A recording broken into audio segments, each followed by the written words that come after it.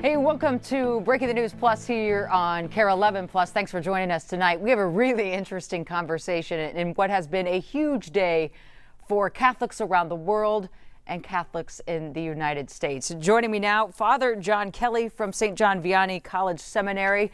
Thanks for coming on, Father. Thank you for having us, Jenna. And you have someone with you. I'll let you introduce our second guest. Sure, this is Carlos Sepulveda. He's a seminarian from the Archdiocese of Chicago and has a very personal story about Cardinal Prevost, who's now Leo XIV, our Holy Father. Well, that's going to be the story we're going to want to get to. Thanks for joining us, Carlos. But first and foremost, let's start with the kind of bigness of it. I don't know about you, Father and Carlos, but I didn't have an American Pope on my short list. I don't think many people did. You know, America's influence throughout the world and then the Church's influence throughout the world. I don't think anyone was expecting in our lifetimes for those two to line up. But his time in Peru makes him an international figure, and to be connected with an American Pope is something I never thought I'd experience. And actually a priest from Chicago, and we have Chicago seminarians here, so they're bouncing off the walls. Well, let's get to our Chicago seminarian, Carlos. What was your reaction to Robert Prevost, Cardinal Prevost, Pope Leo XIV? Yeah, no, I was super shocked. I mean, it's just, you never imagine that an American Pope, certainly not in my lifetime, would be Pope. And then yet he's also from Chicago, a place where I'm from. And so just to have that experience of an American Pope who was a priest in Chicago was just so unreal. I was just, this can't be happening. And so especially, just considering like all the short lists and things like that, it's just, no one thought to put an American Pope, and yet here we are. So yeah, super excited. Carlos, 7 months ago, you had dinner with a cardinal, and that cardinal is now Pope. Yeah, super insane. During that conversation, I just noticed in the way in which he carried himself, a man without duality, just very intentional and very much seeing the other person. And one story that stuck with me from that time, having dinner with him 7 months ago in my time in Rome, was his pastoral care in Peru. While being a bishop, he had to go on horseback from parish to parish in the countryside, with all the villagers and having their small parishes, and yet him being a bishop, going out of his way to meet the people where they're at, on horseback of all things. Is that, and for a lot of people watching this, they may not be Catholic, so they may not be familiar with all the terms and what people are doing, pastoral care, things like that. For him to even take the name Leo, because he chooses the name, right? His papal name? That's correct. And the last Leo the 13th was at the end of the 19th century, so in the 1890s, and so it's been over 100 years since we've had a Pope Leo, and he's the 14th, which means that there were 13 before him. Yeah, see, there I learned something there. But Carlos, you said something in retelling that story that I've read a bit about this new Pope, and that meeting people where they at, that he was very intentional in his work, that he wanted to be with the people, not talking from kind of an ivory tower, very akin to Francis. Certainly, I got that sense of that because obviously being a seminarian and then having a cardinal at your table, it's kind of really unreal. I mean, but yeah, he never carried himself as someone higher or someone who was like demanded some sort of, extra respect. Rather, he saw himself as, yes, a prince of the church, but also a man nonetheless. And so I very much felt seen in my conversations with him and loved, but then also, just really surreal again that, Cardinal is now Pope. And so, but never felt like, I was less than. I certainly felt that because I'm a seminarian, he's a cardinal, but never felt out of place, as it were. Yeah. I think having a Pope from America is going to humanize him, because it's going to make the world smaller. and you're going to start to hear stories about he confirmed so and so's granddaughter, or he confirmed he gave first communion to so and so. And so the church isn't just over there in Rome, but having an American pope is going to humanize the office of Peter. One thing, Father Kelly, for you, watching this, it's breaking news around the world. All of network television turns its attention to it the moments that it's happening. There's smoke and conclaves and thousands of people at St. Peter's Square. There is no other religion that does it like this. So why? Why is there such interest, fascination, intrigue into the papacy? Well, we believe that the papacy is the successor of St. Peter, and that Jesus founded his church, and Christ is the head of the church, and his representative on earth is the Pope. And so if we have a holy Pope, that he can stay aligned with the Master, with Jesus, then we are, and he can lead from that place of communion. That's what I'm hoping for, is that we have a holy Pope who's aligned with God, and then he leads from that place.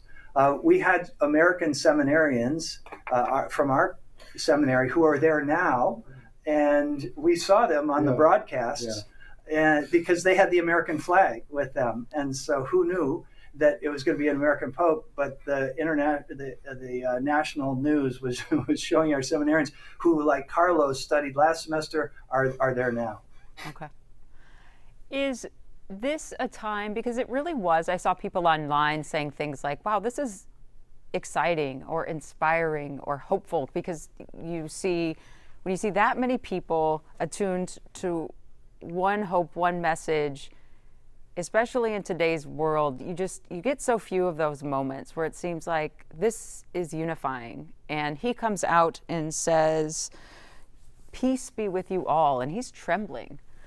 Those first words he utters, do you think they're important? Peace be with you all. I do. The first words in Scripture are very important. The first words that Jesus says at his resurrection are peace be with you. And you talk about human ritual and ceremony and celebration, that lifts the spirit and leads us towards God. And the mood on campus is bright, it's joyful, and for us as religious seminarians to lead the broader community into that joy is a real privilege. And I'm so grateful to be here at this time with their creativity. These are college kids, and they come up with all kinds of ideas, some of which we support, some of which we kind of close our eyes and say, okay, you go do what you need to do. But it's an exciting time, and I love the fact that we were giving out ice cream today from golf carts in a papal motorcade, and the comments that we were hearing from non-Catholic students were really fun. Like, wow, that's what it means to be Catholic, or that's what the seminarians get to do. And we do a lot of serious things, but to do something lighthearted like this lifts the spirit. It's a feel-good story, and we need those. Carlos, I can't help but notice you just look so excited. I am. You look happy. I mean, it's just a great day. Yeah, it's a great day.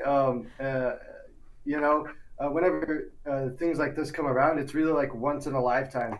And so being here at the seminary with all the other guys and just watching the smoke, it's black, and then white. Everyone just goes crazy. And our professor in class was like, we have white smoke, and a couple guys just left, and getting ready for the papal motorcade that we're going to have here. So it's an exciting time. It feels like in many ways like it's just a new day. In many ways, it's like we have a new pope. It's very exciting. There's a lot of hope to look forward to. A guy from Chicago. It's just very, very exciting. Well, Carlos, you're a guy from Chicago. Looks like you can aim all the way to the top. Let's get a white hat. Really, a couple of more things. One thing I really was taken with, too, when he started speaking to the crowds, these are Pope Leo XIV's words. He said, quote, "We can be a missionary church a church that builds bridges, that is always open to receive everyone, just like in this square, to welcome everyone in charity, dialogue, and love. What does that mean to you? That means that Pope's a unifying figure, and just as you said, the world is watching, and what an opportunity to invite so many people who don't know the Catholic terms, and to be able to explain the faith and what we believe, and to know that it's not exclusive. Actually, you can be a part of this, and in fact, we believe that our missionary efforts are to invite other people into what we've called the joy of the gospel, the joy of the good news, the joy of Jesus Christ. Carlos, when you told the story of the now Pope riding horseback in Peru, he was so taken with those in poverty in Peru that he took a second citizenship there. He was very called to be a missionary in Peru. And you talked about him riding horseback to do his work. When he was telling that story to you about the lengths that he went to get to people, what did you take from that? Yeah, no, I was very moved. It struck a chord with me because obviously, as a seminarian, I'm pursuing to be a priest. And here's a man who has been a priest for many years. And we all have conceptions of what our priesthood looks like. And riding horseback isn't one of them, at least not in my mind. And so to be able to see him just take initiative and go on horseback, even when he could have taken a coach, a motor coach, or a car. He doing that. Him doing that was really a way in which he connected with the people, and was present to them. And so for me, very inspirational to then go out do the same thing, and kind of again meet people where they're at. Were you surprised? I think Father Kelly, when you heard Carlos tell that story, I heard you guys talking about it before we started, and you're like, oh, that's interesting. It is. I think that's, and you can get sound bites from everyone about what he said where, but this is a personal story, and I think that's, in the gospel last week, Jesus is talking to Peter, and he says, when you were younger, you dressed yourself and you went where you wanted to go. And then when you're older, Peter, someone else will dress you and lead you to where you do not want to go. And he says, follow me. And so a priest in Chicago is probably not thinking that he's going to do pastoral ministry on a horse. Right. And yet when you say yes to God and his will, it's always bigger and more exciting than our own plans. And so this is one example of why we just say follow. He says, follow me, we do, and don't look back. Well, Father Jonathan Kelly and Carlos Sepulveda, thank you for talking with us today for Breaking the News Plus. I can still see those smiles on your faces. So enjoy the rest of your day, enjoy the celebration, enjoy the peace that is coming in, and peace be with you all. Thank you so much, and thank you for taking an interest in this, and God bless you. You as well. Take care. Thank you so much. Thank you. Bye.